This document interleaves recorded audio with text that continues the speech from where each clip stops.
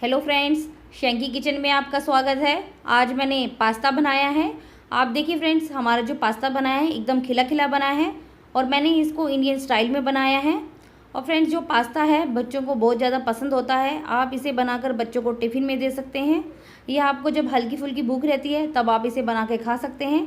ये बहुत ही जल्दी बन के तैयार हो जाता है और खाने में भी टेस्टी बनता है। आप एक बार ज़रूर ट्राई कीजिएगा। यदि आपको पसंद आए तो लाइक कीजिएगा, शेयर कीजिएगा और मेरे चैनल को सब्सक्राइब कीजिएगा। चलिए इस पास्ता की रेसिपी को शुरू करते हैं।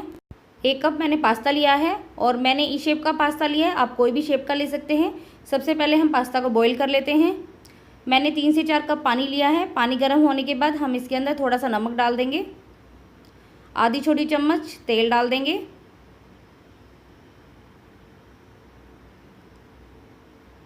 अच्छे से पानी गर्म हो गया। अभी हम इसके अंदर पास्ता डाल देते हैं, एक बार मिक्स कर लेंगे और हम इसे बीच बीच में चलाते रहेंगे कि हमारा जो पास्ता है वो नीचे ना लग जाए। और हमें पास्ता को 80 से 90% तक ही पकाना है। यदि आपने मोटे वाला पास्ता लिया है तो आपको पास्ता को पकाने में 8 से 9 मिनट लग जाएंगे। एक बार हम चेक कर लेते हैं। ये देखिए, ये कट हो रहा है, मतलब हमारा जो पास्ता है वो पक चुका है। और फ्रेंड्स, मैंने पतले वाला पास्ता लिया है तो मुझे इसको टोटल 4 मिनट ही लगे हैं। इसको हम छान लेते हैं। छानने के बाद हमारा जो पास्ता है वो ओवर कुक ना हो जाए तो हम इसको ठंडे पानी से धो लेते हैं।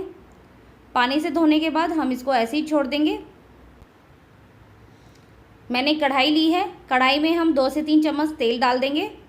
तेल गर्म होने के बाद हम इसके अंदर बारीक कटा हुआ लहसुन डाल देते हैं और हल्का सा भून लेते हैं। अभी हम इसके अंदर आधी छोटी चम्मच कद्दूकस किया हुआ अदरक डाल देते हैं। आप चाहें तो बारीक काट के भी डाल सकते हैं। थोड़ा सा भून लेते हैं। अभी हम बारीक कटा हुआ प्याज डालेंगे और मिक्स कर लेंगे। और यदि फ्रेंड्स आपको लहसुन पसंद नहीं है तो आप लहसुन को स्किप कर सकते हैं। हमारा जो प्याज है हल्का पिंक कलर का हो गया है। अभी हम इसके अंदर गाजर डाल देते हैं और 1 मिनट तक कुक कर लेंगे कि हमारी जो गाजर है थोड़ी सी सॉफ्ट हो जाए। गाजर होने के बाद शिमला मिर्च डाल देते हैं और उबले हुए स्वीट कॉर्न डाल देते हैं और साथ में हम टमाटर डालेंगे। टमाटर के मैंने बीज निकाल दिए हैं। और फ्रेंड्स, आप वेजिटेबल को अपने टेस्ट के अकॉर्डिंग कम या ज़्यादा कर सकते हैं या आप जो आपको पसंद है वो वेजिटेबल भी आप इसके अंदर डाल सकते हैं। अभी हम इसके अंदर स्वादानुसार नमक डालेंगे, एक बार मिक्स कर लेंगे। अभी हम वेजिटेबल को ढककर मीडियम फ्लेम पर 2 मिनट के लिए कुक कर लेते हैं। 2 मिनट हो गई है और हमारी जो वेजिटेबल है थोड़ी सी सॉफ्ट हो गई है। हमें इनको ज़्यादा सॉफ्ट नहीं करना है, हमें अपनी वेजिटेबल को क्रंची रखना है। अभी हम फ्लेम को लो कर लेंगे और इसके अंदर आधी छोटी चम्मच काली मिर्च का पाउडर और मैंने फ्रेंड्स चिली फ्लेक्स लिया है। आप चाहें तो नॉर्मल रेड चिली पाउडर भी ले सकते हैं। आधी छोटी चम्मच मैंने कश्मीरी लाल मिर्च का पाउडर लिया है, इससे कलर बहुत ही अच्छा आएगा। और साथ में 1 छोटी चम्मच मैंने ऑर्गेनो लिया है। ऑर्गेनो डालने से पास्ता में बहुत ही अच्छा फ्लेवर आता है। और लो फ्लेम पर हम इन सब मसालों को थोड़ा सा भून लेते हैं। अभी हम इसके अंदर 1 बड़ा चम्मच टमाटो सॉस का डाल देते हैं। टमाटो सॉस को आप अपने टेस्ट के अकॉर्डिंग कम या ज़्यादा कर सकते हैं। एक बार अच्छे से मिक्स कर लेंगे। मिक्स होने के बाद अभी हम इसके अंदर पास्ता डाल देते हैं।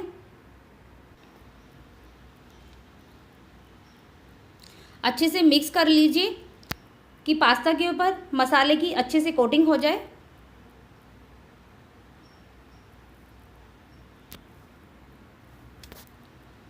मिक्स होने के बाद अभी हम लो फ्लेम पर पास्ता को 2 मिनट के लिए पका लेते हैं कि जो मसालों का फ्लेवर है वो पास्ता में चला जाए।